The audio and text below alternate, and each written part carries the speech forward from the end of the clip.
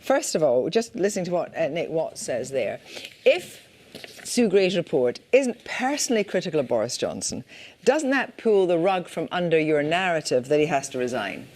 Well, no, it doesn't. And actually, we've known from the beginning that it's the ministerial code that's meant to cover the behaviour of ministers. And in fact, today, Boris Johnson himself said if a minister was found to have broken the ministerial code, for example, by misleading the House, that minister would have to resign. Those matters are not covered in the Sue Gray report. And frankly, we don't need a report. We don't even need an investigation from the Metropolitan Police for Boris Johnson to be open about what happened and to take responsibility for it, resign, and enable a government that will get a grip on the big issues facing our country. But you say that you don't need a report, but surely the whole point is that we do need a report. And obviously now the Metropolitan Police believe, and Sue Gray believes, that in some of her material that she has, which was handed over, that actually the country does need not only a Sue Gray report, but also a Metropolitan Police report. So are you saying that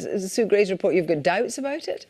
No, I'm not saying that. What I am saying, however, is that the Prime Minister is perfectly capable of being open about whether he attended parties, whether he followed those rules, because the British public watching all of this, they can remember if they followed those rules or otherwise. They can remember what they did. And of course, in the vast majority of cases, they did follow those rules. You don't need reports to show you that. But you know, listening to what Nick Watts said, this might be a problem for all quarters. It might be there's civil servants there, there's political advisors.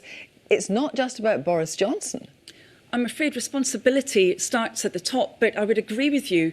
It's not just about Boris Johnson now for sure, because we've seen all of those Conservative cabinet ministers appearing to spend their time trying to shore up the position of the Prime Minister rather than getting a grip on the big issues. So there is shared responsibility for this now. You're saying shared responsibility between the Cabinet and Boris Johnson. I'm saying, would you accept that there may well be shared responsibility in different quarters in Downing Street? That actually it may be that civil servants have to take the rap. It may be that political advisors have to take the rap. It's not just about the politicians.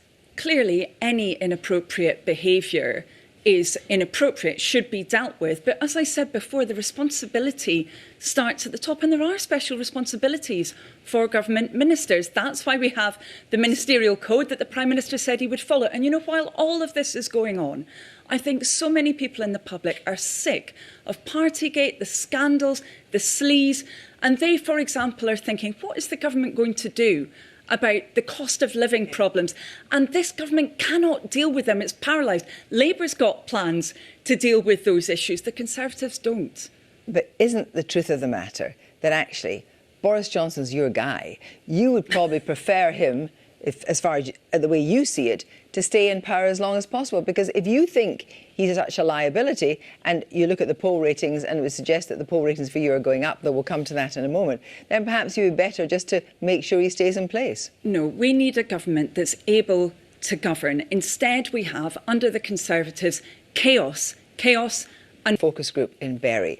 And what that focus group says about Keir Starmer is that, yes, he's got integrity, but he's drab and unknown.